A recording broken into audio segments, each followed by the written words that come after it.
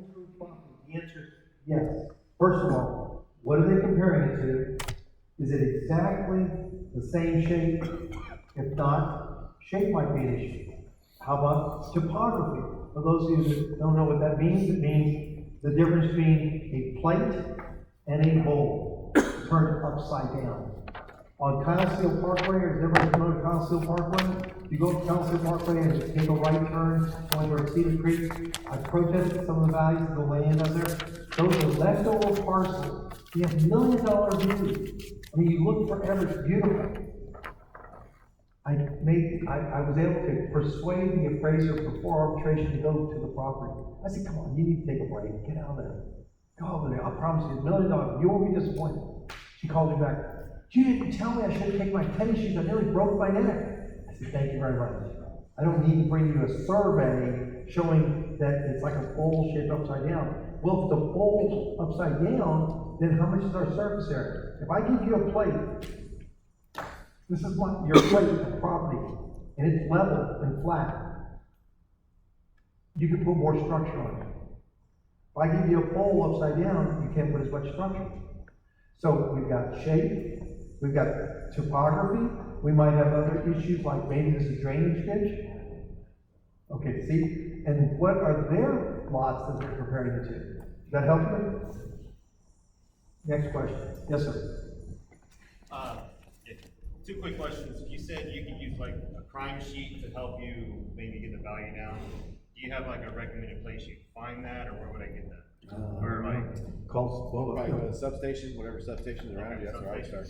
yeah. All right. Then one more quick question. If you have a closing disclosure or sales disclosure, whatever it is, from a property you bought in the middle of last year, Yes. let's say June, can you use that Yes. as the value, even though you're looking at January 1st? Yes, thank you. Excellent question. The question was, he bought it in the middle of last year, or any of you bought it, or you know somebody bought it.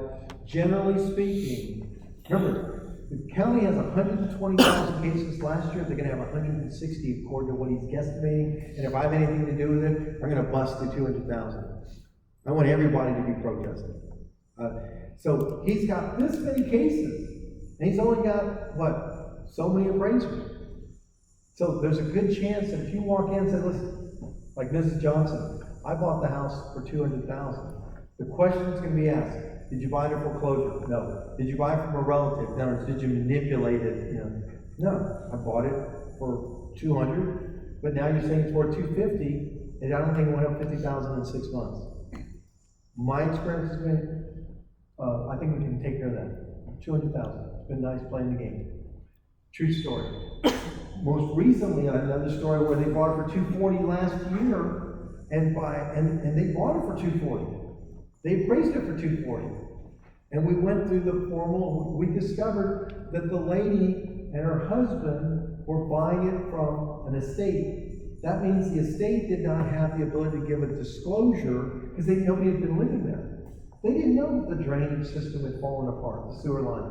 They didn't know that the water heater wasn't working because the utilities weren't on. We had to go all the way to arbitration, but we lowered it from $240,000 to $180,000. And literally, to give you a little sense of humor, I'm not being very fun this morning, but in the arbitration I said, I don't know how to tell you this, sir. My client's going blind, and her husband's got the early onset of dementia. This would normally be the blind leading the blind, but in this case I think it's the blind leading the blind tax appraiser, because he didn't know all this. And I mean, that appraiser is just like Rocky on his back, except we didn't get to the 15th round, because she's like, well, didn't you get it inspected? Yeah, but the utilities weren't on. Well, didn't you buy it for $240,000? So we made a mistake. Can we all say, I made a mistake? Is anybody in here, Jesus Christ? We all made a mistake. We made a mistake. And we discovered these problems after we bought it. So if it helps you, that gap, that you found something afterwards, great. If it doesn't help, then you say, look, I bought it for this, it didn't go up that much. And here's my settlement statement. Can we just agree on that? And quite often, it's, at least in Bear County, they're like, yeah, because they want to move on to the next case. They don't make money per person messing with you. You may be special in your mom's eyes, you're not that special, okay? Hopefully you appreciate my humor, okay? But, so yes, settlement statement, quite often, get the case closed immediately, and you don't have to go any further. Any other questions? Yes, sir. You said Bear County, you can get just check the box for the evidence package. Yes, sir, and I'll send it to you. How do you get that out of Bear County? Other counties, do they provide it? You or- need to, thank you, excellent question, my partner in crime here is from Comel. You have to write it in.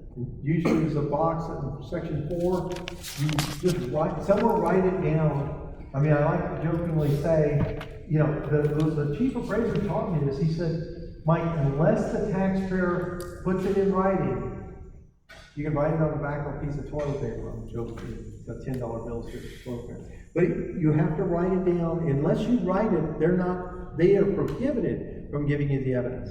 See how the legislature's protected the county? So you just write it down, if you have a blank box there, In our section? right there, where it said not at this time, section 4, but please provide county appraisal district evidence, CAD. Please provide CAD evidence. Now you have made a written request. And they, by law, have to give you the evidence, 14 days prior to the formal hearing. Specifically provide the evidence prior to the hearing so that they know they're obligated to do so. Excellent point. So please provide the CAD evidence prior to hearing. And what for those of you that have property outside the state, county, we're the friendliest county in the state when it comes to service. Every other county has its own personalities and unique qualities, and they're all going to be a little testy. We're just getting started. El Paso to Dallas to Galveston, hopefully I get from Laredo to Lubbock. But next week will be in Gonzales and on the way to Chambers County. And these people are organizing this even with the support of the chief appraiser, because the chief appraisers are nervous. Last year when we did this, 300 people showed up in Wilson County in less than a week of organizing an event. And the chief appraiser said, "Can I be invited?" I said, "Sure." I said, "I'll do the one thing, I'll send you the slide deck." Because the chief appraiser's children had been harassed and the chief appraiser was being threatened. They thought I was organizing a BLM rally. You know, I was like, no, we're not gonna go picket. We're just teaching them what their rights are. The newspaper covered it, they live streamed it to 9,000 people. The next week we came back, there was 300 more people in the audience. So you're gonna impact on your friends, family, and neighbors if you just tell them, what you just asked me, you're just telling your Comel friends, or what you just asked, sir, just make sure anybody else that bought their home last year, hey, listen, don't let them tell you that it went up. I know, as realtors, I've worked your property go up in value. But as a property tax representative for you, or associated with you, or colleague, I want you to keep it down. And you're not a hypocrite, you're not being dishonest. Next question. Yes, sir. I bought a house last year, and I kept my prior residence, and I bought here in Bear County. The old residence still had the homestead on it. The new property kept the homestead last year from the previous owners. But this year, I got the property tax assessment. I filed to get the homestead exemption changed over, but the property assessment for the new house has no homestead now, whereas the old house still does. So with the second house being used as a rental property, is there certain things that would change if you're protesting the rental property? And because of the fact that it's capped at 50% because the homestead is still on that, because it hasn't been moved yet, the new resident, am I better off protesting that one, or just trying to argue for the new house and saying that the homestead exemption should knock that down, and then also try to knock that value to 10%? So I'll try and summarize this question for you, those who couldn't hear it. He has a residence, he still owns it, he's taking advantage, I presume, that he's got a good interest rate on that, bought another property, so now he's got another property. One of them is gonna be a rental, one of them is gonna continue to be either was or will be his residence. And what does he do? I say, ask for the evidence for both properties, file protest for both, ask for the evidence, and then let's see where we can take most advantage of the homestead exemption as to where you're living for the benefit of the cap. But everything else we talked about is still applicable to both. You know, in estimates, pictures, but get the evidence first, then let's see if we have an option of strategizing the use of your homestead exemption. Yeah, I can't give you a more specific answer than that because I Do don't you have to know. let them know that the property that you're protesting is a rental, or? You don't have to let them know anything. For all I know, you're renting it, I mean, you're providing it for your daughter or your son. In the words of Mike Amiski, if he's standing right here, he says, "Don't help me do my job." So if you But don't, if you want to prove a homestead, you're gonna probably be most likely to show them a utility bill. So there's, you know, it's a little. Over gray. 65. If I That bring ain't in me. a home spread, and I got no Just don't say utility shit. bills, then clearly I'm not living there, I'm living where I moved. That make sense? hypothetical. Any others? What are we doing? I have a hypothetical question. Sure. Hypothetically, my taxes have me over 65. Hypothetically. Yeah, you look, pretty good for your age. Or most, So age 99. do I make the county aware of that? Well, I mean, that's between you and your God before I talk about the county. Don't do the job. These are hypothetical questions. Yes, it's a very hypothetical. I will tell you that the county, if they figure it out, they can go back and correct retroactively on something of that nature. If they, in Bear County, the appraisal district, asked for $100,000 more in their budget to clean up exemptions that shouldn't have been applied, but to make sure people were aware that they were properly claiming the exemptions they were, so at the risk of encouraging you to, you know, but you got the drift, because I don't know why that's there, and sometimes it's a shame, because I'll be told, you'll be shown to me, and I'm making assumptions that I just mentioned, that he lives in, for all I know, it's still, you're living with your father, your grandparents, or, you're helping them, so I think you got the answer in between the lines of, I don't know, but they might only find out only if they do a little bit more effort, but at this point, they're just dealing with all the values. How are we doing? I do have a question, because I do turn 65 in July. Yes, sir. And so it looks like on my homestead that they gave me some additional, how they actually had that, because I haven't filed anything with them. But as far as, to me, it's an important year, because, they're gonna drive me up on the value, and so, this is full out. Yes, it's Yeah, but is that at the day of protest, when my birthday's in July? That's my or is primary. that as of May the 16th? But January 1, they were. Year. Go ahead.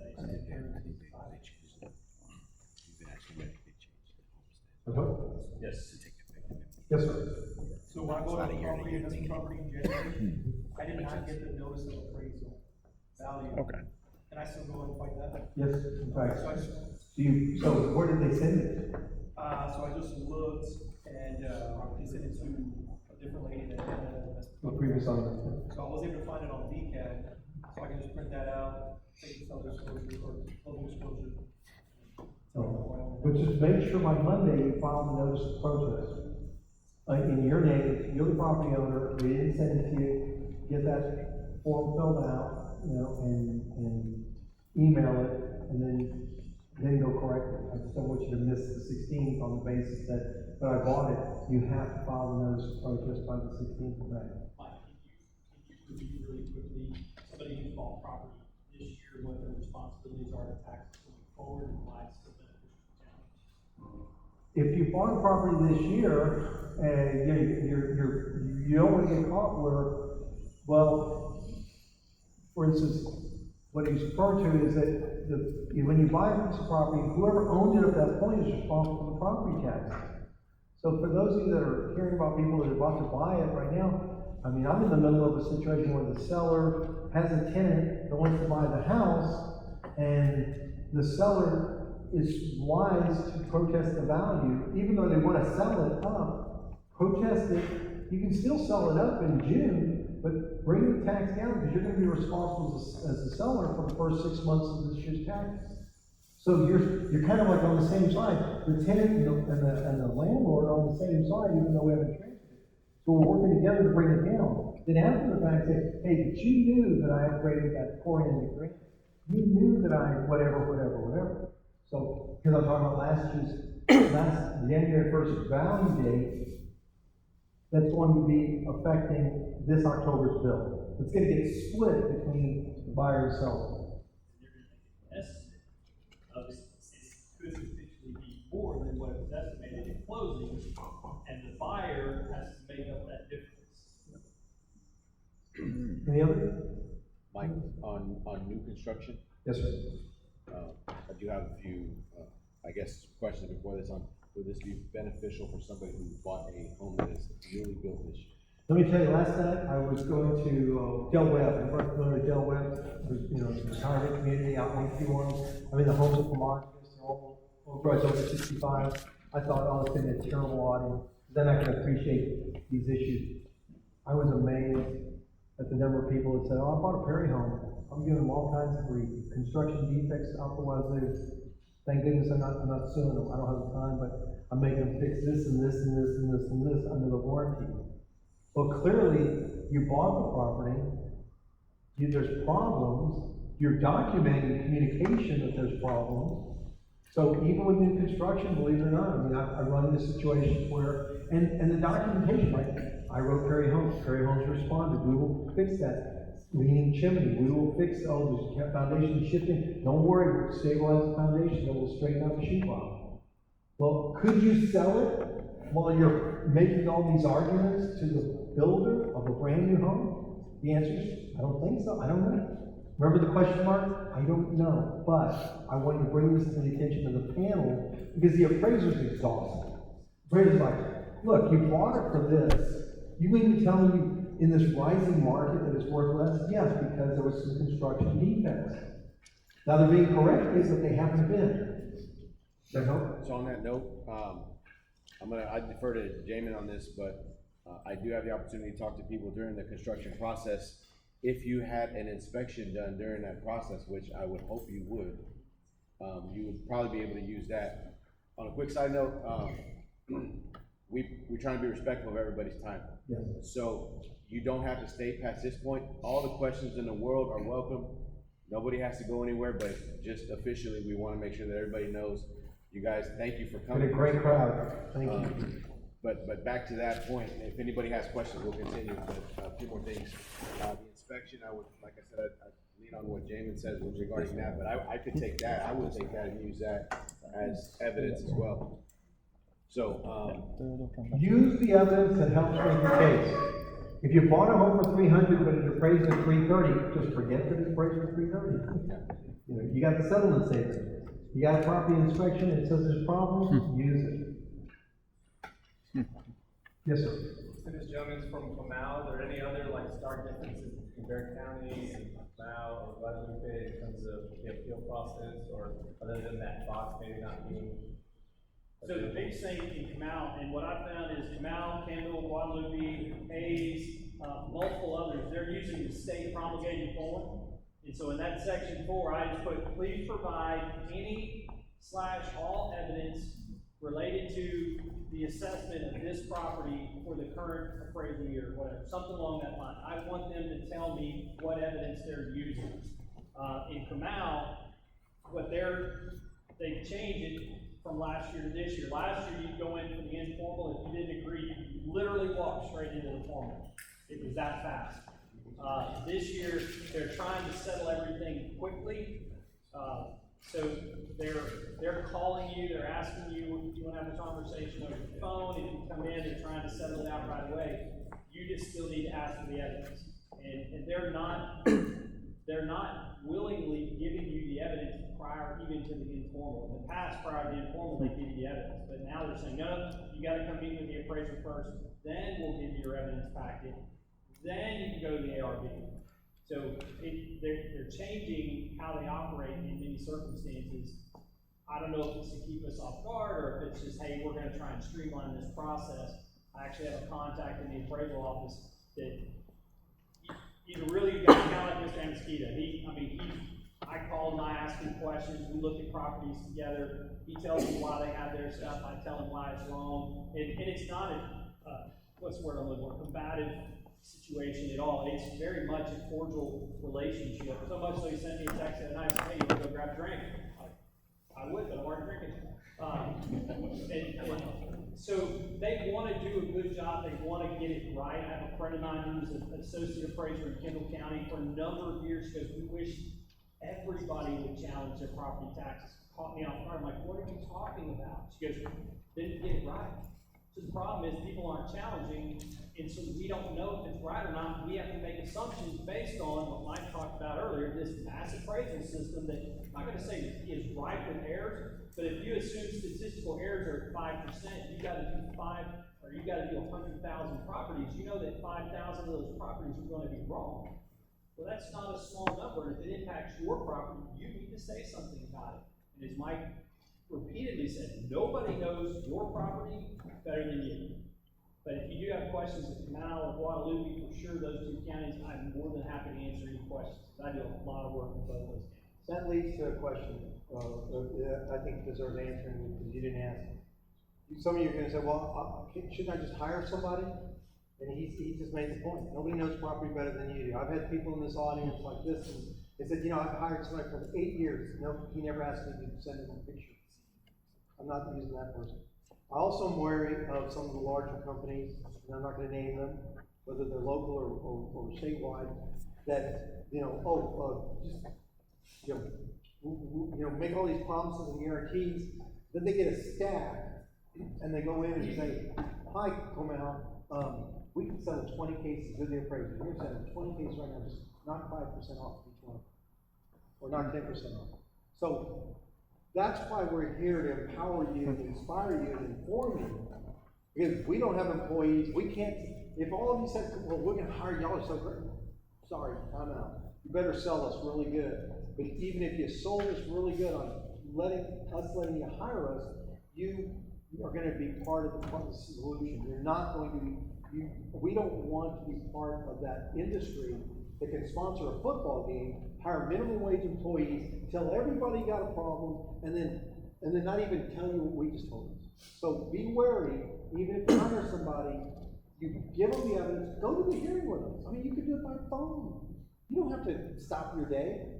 Just say, when they call us in, I'll take it off you. Yes, I'm here, I'm Mr. Owner.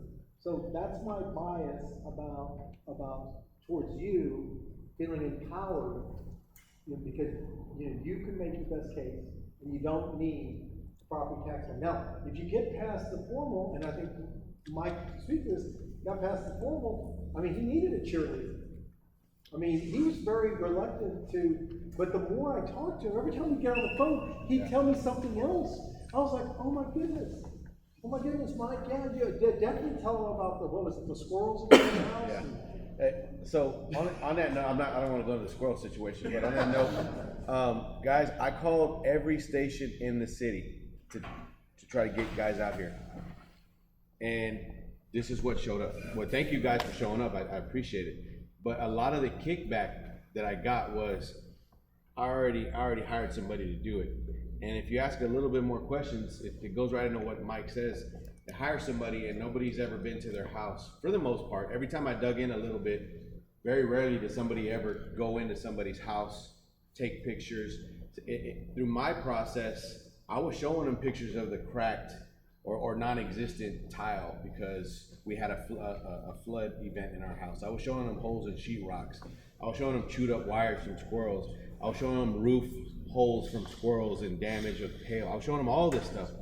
And that is what you guys have to do. You might not have the extent of that damage, but there's something wrong with y'all's house, right? Nobody's building a perfect house out here. So, yeah.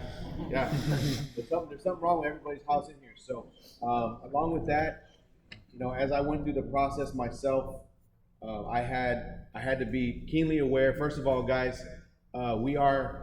And I hope you take advantage of the fact that we're firefighters. Y'all go up there, man. I was woo-wooed out. Yeah, I was woo-wooed out. I had firefighter shirt, hat, chones, right, everything. So when I'm up there, I'm representing us, and I'm trying to get them to feel for me because it's my money, right? People who know me know I'm cheap, right? So I'm trying to fight for my money because it's my money, right? So hopefully you guys do the same thing, but be respectful when you're out there, when you're talking to these people, when you're talking to the people that are trying to assess the value of your property or show compassion. Man, don't be rude. This is not the time to talk about who you voted for.